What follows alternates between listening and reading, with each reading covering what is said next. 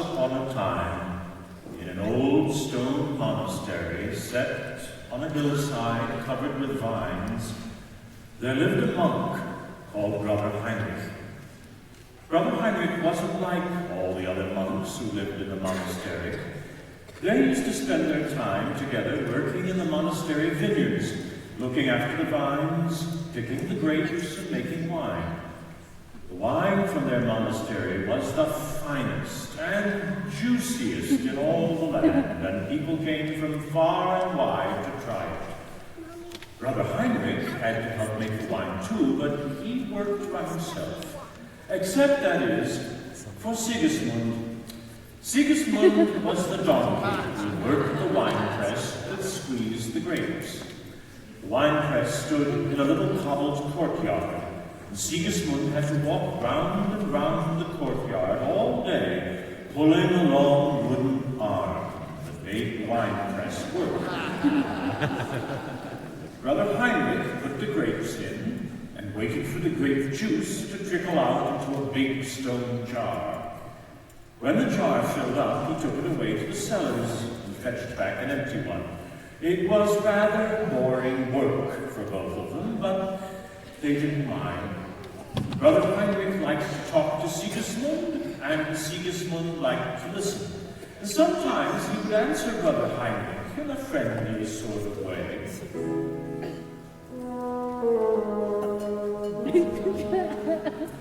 Brother Heinrich talked about all sorts of things. How to eat wine jelly without it falling off your spoon.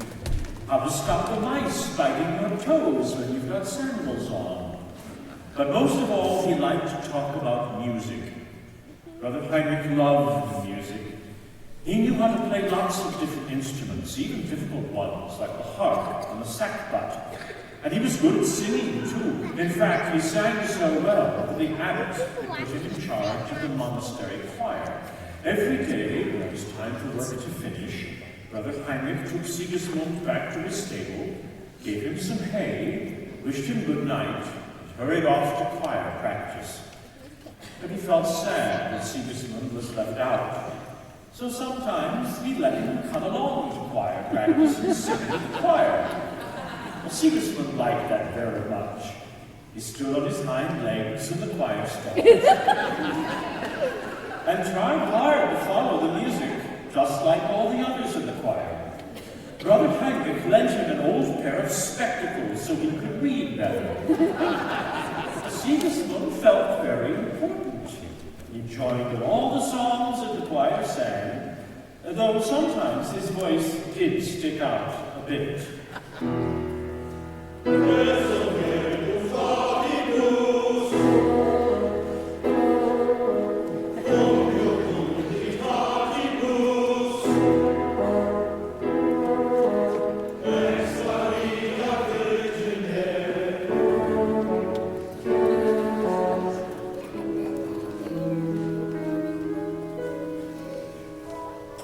One day, when Brother Heinrich and Sigismund were working as usual at the wine press, one of the other brothers came running up to them. "Brother Heinrich," he said, still out of breath, "the abbot wants to see you immediately." Brother Heinrich groaned. The abbot, who was the head of the monastery, was always complaining and interfering. And when he wanted to see people, it usually meant trouble. "Well, what does he want, Brother Joseph?" asked Brother Heinrich. "I don't know, but you'd better hurry," answered Brother Joseph. So Brother Heinrich hurried off to the abbot's room and knocked at the door. "Come in," said the abbot rather sourly. He was sitting at his desk, reading a long and important-looking letter. He looked up. "Brother Heinrich," he began, "I've just received this letter from the Archbishop. It tells me that he will be traveling through this part of the country on important business at Christmas time, and he'd like to come in person to our Christmas morning service and Christmas dinner afterwards." The abbot looked cross. He didn't like the Archbishop's visits very much because they meant lots of cleaning and tidying and telling everyone to be on their best behavior. Well, the other monks didn't mind, though. The Archbishop was plump jolly, and he never seemed to notice, even if things were a bit untidy. He often happened to be traveling through their part of the country on important business at Christmas. And the monks always opened their very best wine on Christmas Day. The Archbishop liked to try it, just to make sure it was as good as last year's. The Archbishop himself will be at our Christmas morning service, continued the abbot. The choir is your responsibility, Brother Heinrich. You must make sure that they sing better than they have ever sung before. Well, I'll do my best, promised Brother Heinrich. And one thing more, said the abbot. That ridiculous donkey must be dismissed from the choir. Whatever will the Archbishop think if he sees a donkey singing in our monastery choir? It will make a laughing stock of us all. Besides, he can only sing 2 notes, E and O. Well, that's not fair, Father Abbot, protested Brother Heinrich. Brother Ignatius has been in the choir for 50 years. And he can only sing 1 note, and it's nearly always the wrong one. Not another word, interrupted the abbot. The donkey must go, and that's final. Brother Heinrich felt very sad as he walked back to the little courtyard, where Sigismund was still walking round and round. He didn't want to tell him the bad news. He cleared his throat. Sigismund, the Archbishop is coming to our Christmas service, the Christmas morning service, he began. But I'm afraid the abbot says you can't sing in the choir anymore. Sigismund carried on walking round and round. Oh, well, he thought to himself, I suppose I never did have much of a voice anyway. Brother Heinrich tried to cheer him up. I promise I'll tell you how the rehearsals go, and I'll teach you all the new songs we do. But they both knew it wouldn't be the same.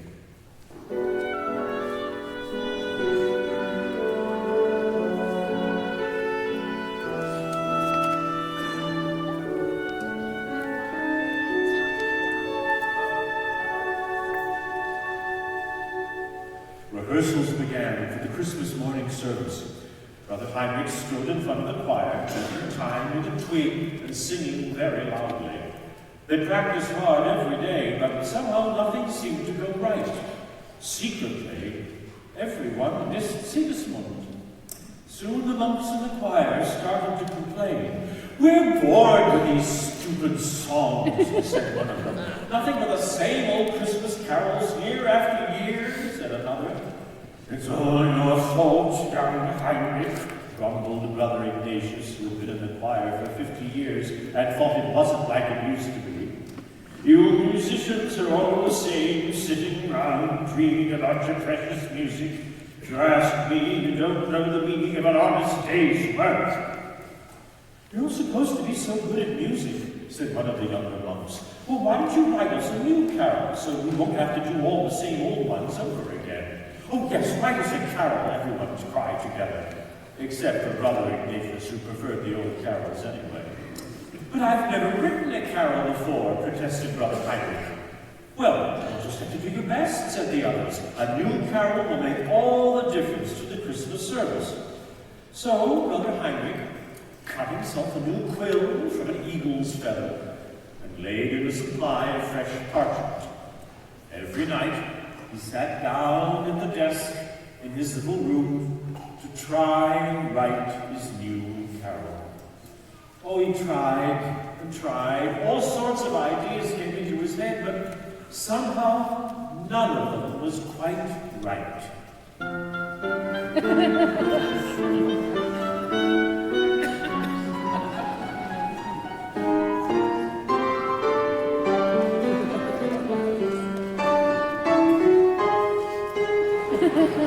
Christmas drew nearer and nearer, and Brother Heinrich still hadn't written his carol.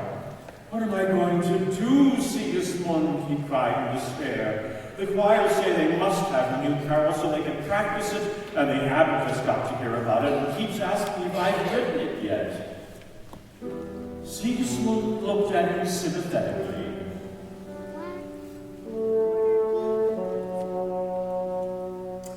Brother still couldn't seem to write his new carol. Finally, Christmas Eve came.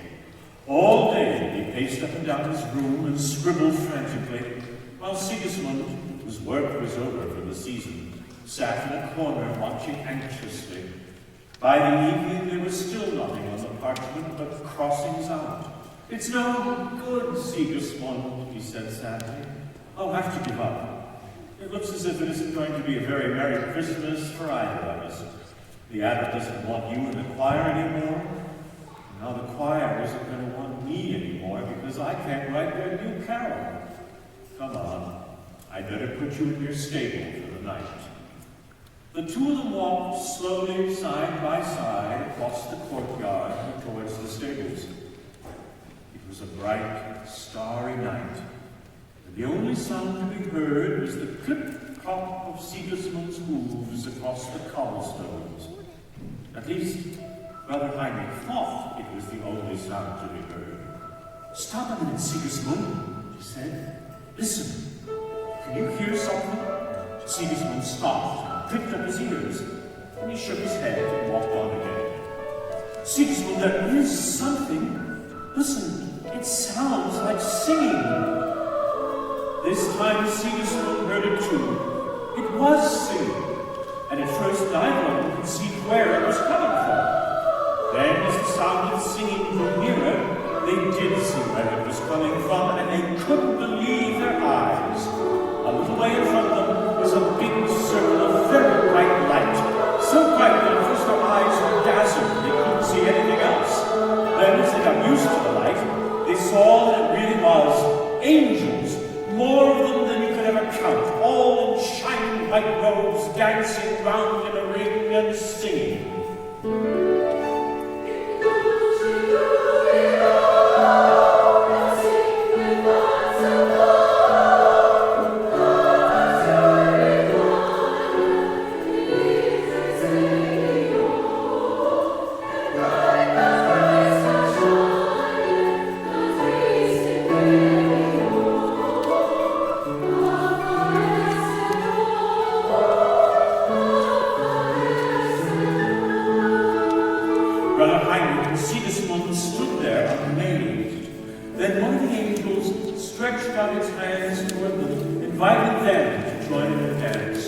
Brother Heinrich and Sigismund felt a little shy, but soon they were whirling round, holding hands with the angels.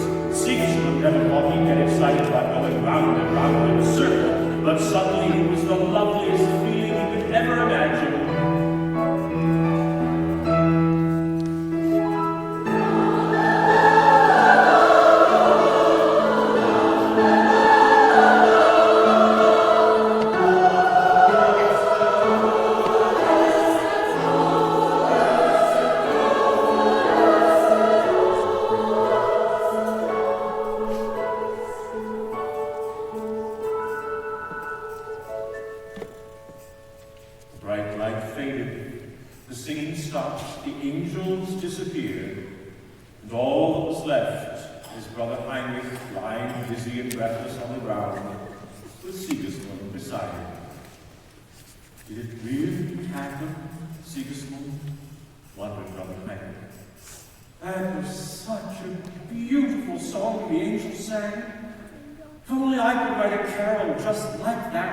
We could sing it at the Christmas Eve service.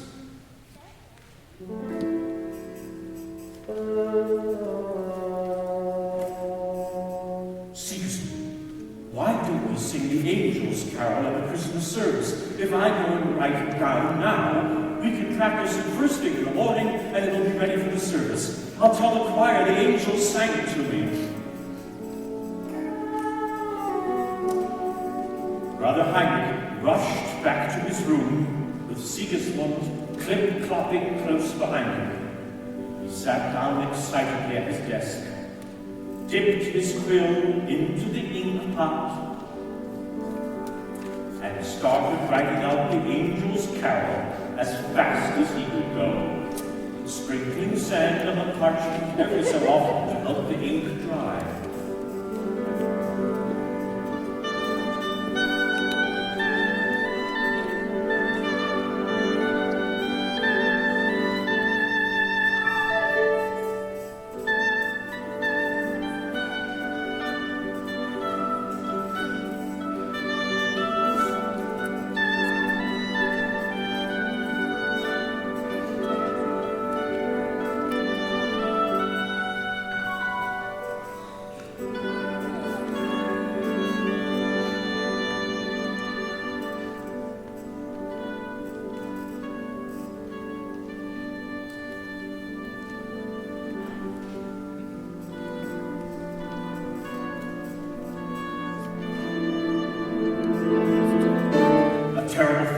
happened. He couldn't remember how the tune ended. Oh, he tried all sorts of different endings.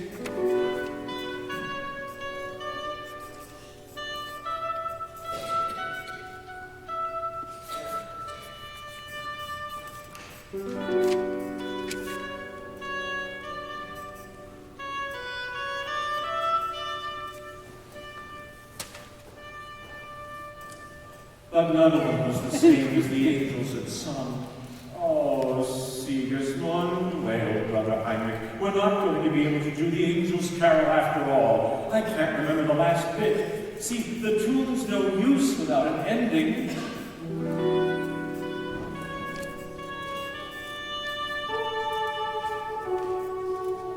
What was that, Sigismund? Brother Heinrich clapped his hands. Sigismund, that's it. Now I remember how the tune ends.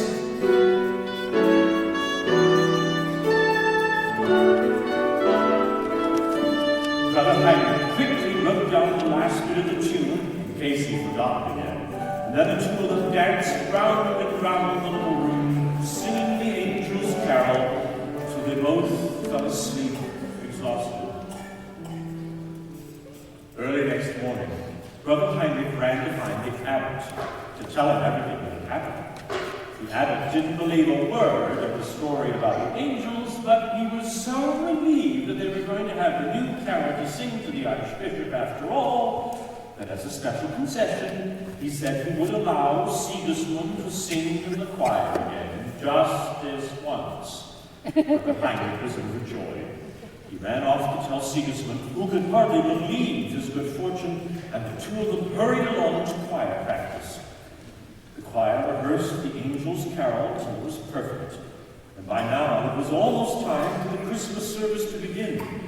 And all took their places in the choir stalls just before the archbishop's solemn procession arrived.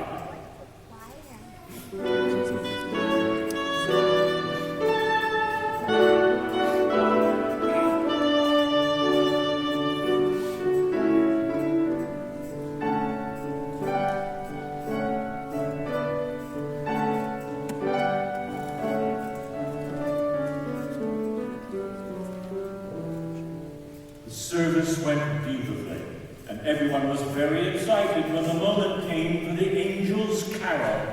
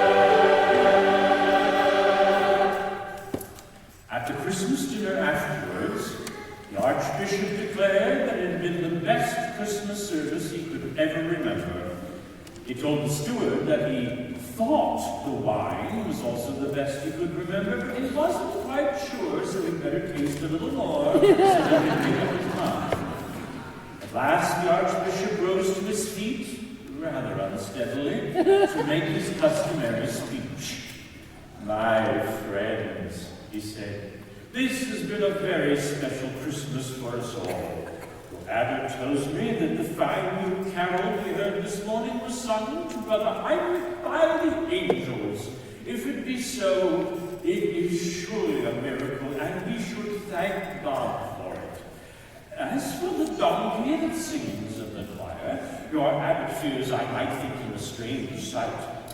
Well, my friends, there are times, the Archbishop looked at his wine glass, when I see sights far stranger than the harmless donkey sitting in the choir.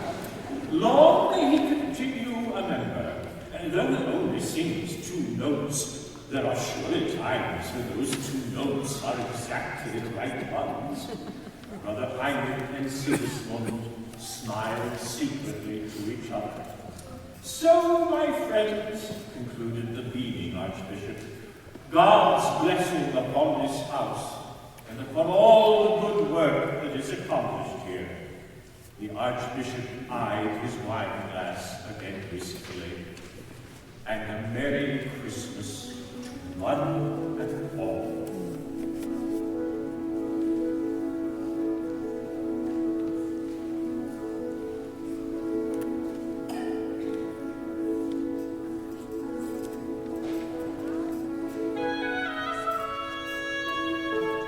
Do you think he knew about how you finished the carol for me? Said Brother Heinrich to Sigismund as they led him back to her stable afterwards. But Sigismund only answered the same way he always did.